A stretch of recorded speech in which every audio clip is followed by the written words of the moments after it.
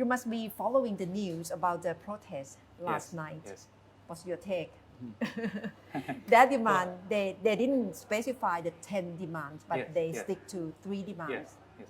Well, I think in a way it's positive if we look back to August 10th of what happened that night. That there were the 10 proposed demands, which some might call in a good way like 10 commandments, whatever. Okay, but from there, last night they were just proposing the 3 demands or their 3 proposals that were earlier proposed. The original demands. Okay. I think if we just look at that, that is fruitful in a sense of having the same and continually proposing what they actually feel will be development to Thai democracy or to the country as a whole. Okay. They were asking not to be threatened. They were asking that a constitution be amended. They were asking that a parliament is dissolved. So it's fine. We can discuss whether or not dissolution of the parliament can come prior to the constitution amendment or the constitutional amendment must come before the dissolution of the parliament. Okay, or whether or not there was any threat or any threats made to the movement. Okay, those are fine. But the dream, I think something in particular about the dream that they added that dream they to added their dream to the demand list. That's right. That they wanted democracy with the king as head of state under the constitution. Or some might call this constitutional monarchy. If we call this constitutional monarchy, the name reveals itself that when it's constitutional monarchy, that means the monarch is under the constitution.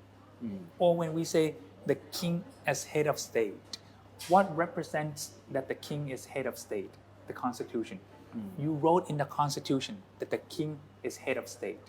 So when all of these are in the constitution, that means they are under the constitution. So when they were dreaming that they will have a country with democracy, with king as head of state, it might sound ironic that it's already a reality ever since 1932. Okay. It might have been a dream of people during the time of King Rama V, King Rama VI, but it was not a dream when it comes to King Rama VII. Ever since 1932, the revolution, after the that's revolution. right. After the revolution, we've had this democracy with king as head of state all the way up to now. Okay. But if they are looking deep into the constitution itself or the regime that they might claim that the monarch or the institution is not actually under the constitution. Well, there was an explanation during the time of the Magna Carta. We've spoken about Magna Carta. During such time, there were some professors who explained what democracy or what the royal prerogative meant when there is a document as the Magna Carta. It was said that when talking about the king's prerogative as compared to a document as such, the king is not beneath such document. It's not under that document, but it's not above that document. King is not above law and not under the law because the king is equal to the law since he was the representative of the law and he was the enactment of the law. So once the king enact the law or promulgate the law, then he is equal to that law and he himself, his majesty, will not be abided by other law than the law that he enacted, and he will not break his own law. So leave it up to his majesty.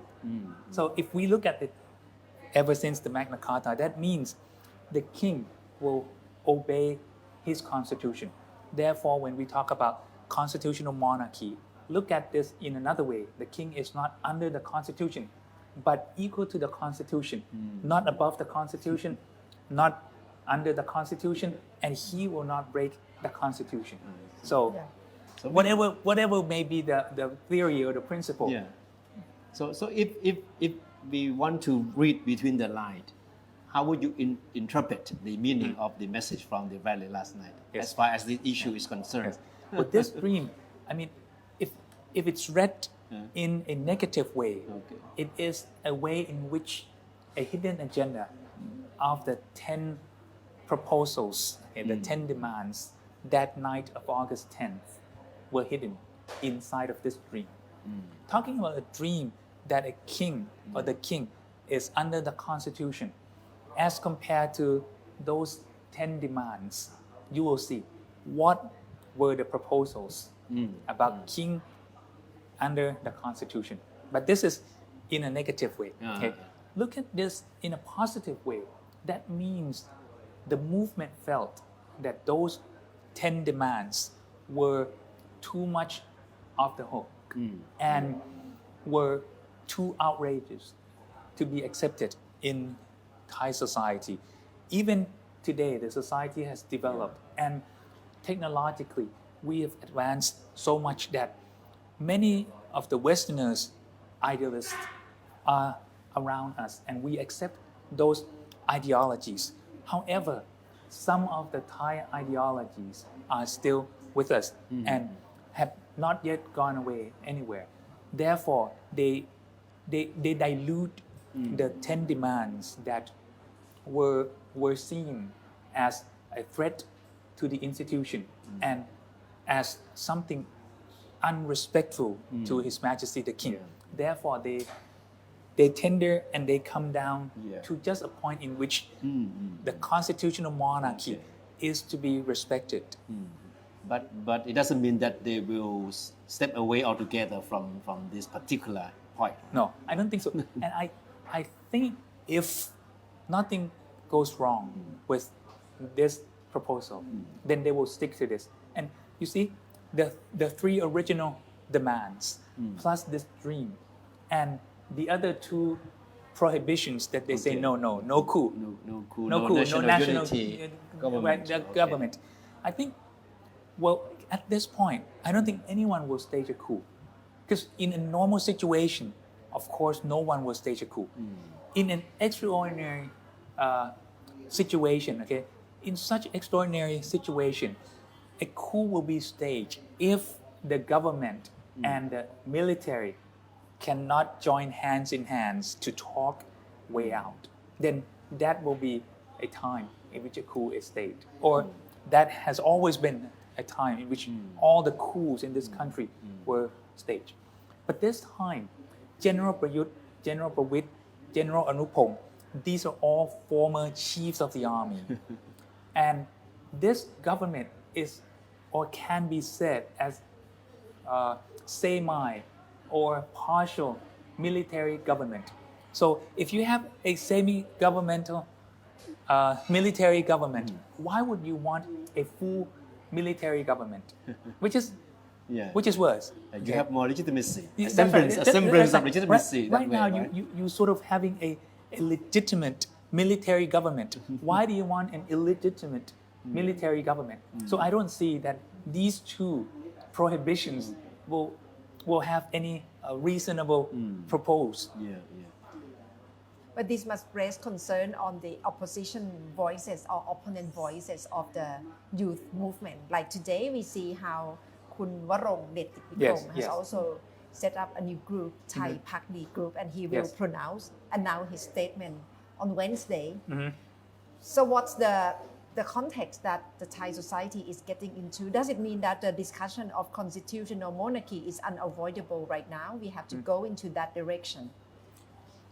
Well, as I said, I think ever since 1932, want it or not, at that time, but at this time, we already had, and we have had, and we still have constitutional monarchy.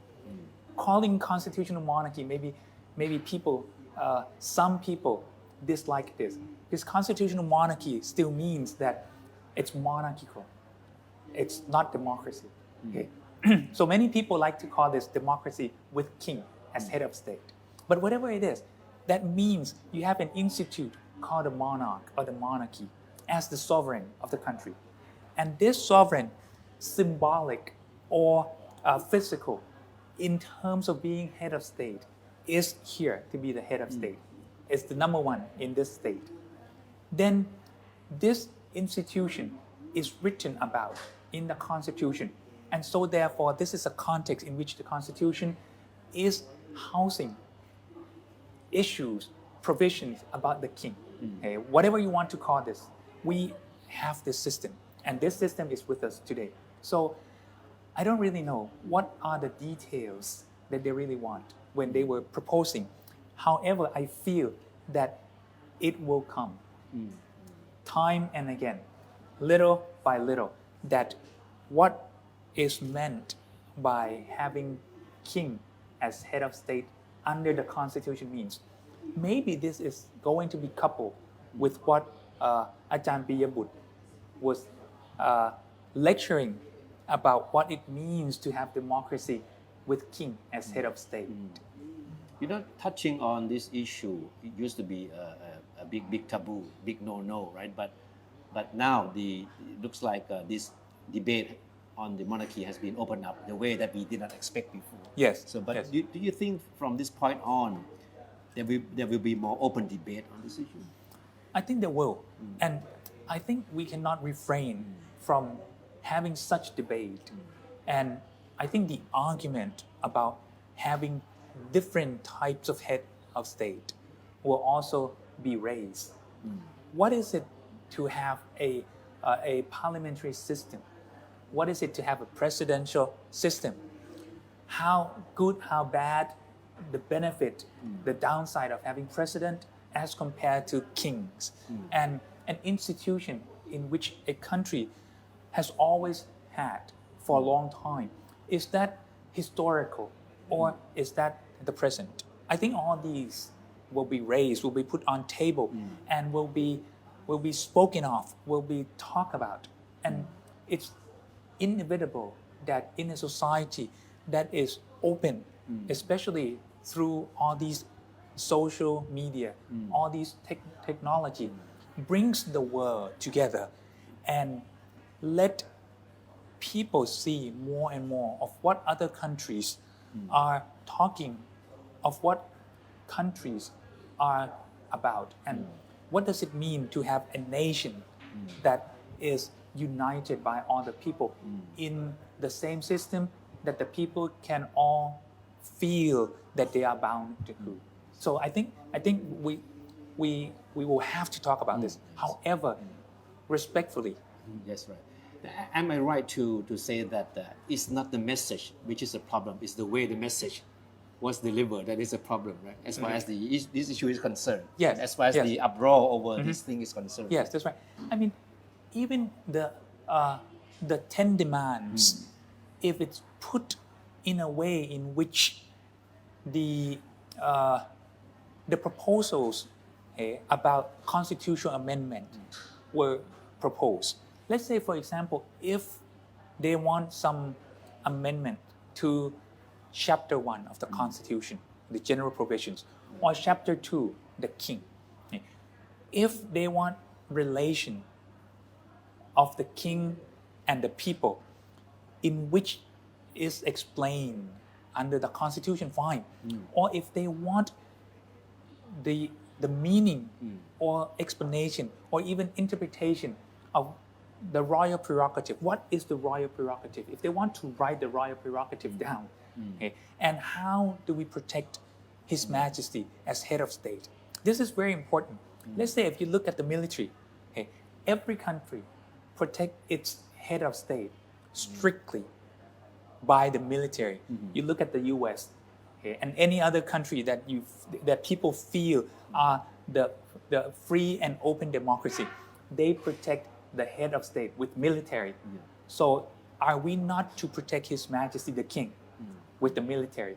And every head of state will need to have someone, some organization, some office to work for him or her. So does it mean that His Majesty, the King, will not have any office to work for him any longer? He has to have an office that work for him. So if look at this and you want to write this under the Constitution, then talk about it. Okay? I think in an open society like today, everything is I think is talkable, okay, and everything is to be discussed on the table. So far, have you studied role model of the monarchy in transition? Like what models that Thailand can be looking at in terms of the role of the head of the state and the monarchy? Yeah, I think if we think that there's something to be reformed about democracy, having king as head of state, we can look to the United Kingdom, England in particular. We can look at Denmark. We can look at many countries in the West. And if we look around the world, we will see that in Europe, that's where kings and queens and princes are head of state the most around this world. Okay? In Asia, if we want to look and compare the emperor of Japan, then look at what all of these countries are doing with their democracy, having king as head of state. I think one common that all these countries have is parliamentary system. All these countries with king, queen, or prince as the sovereign or head of state, they all have parliamentary system. So what does it mean to have a parliamentary system? That means the king is the head of state and we have another person, which is the prime minister, who will be the head of the government. Okay. This is one common. The second thing, all kings and queens and princes are under the constitution. What does that mean under the constitution?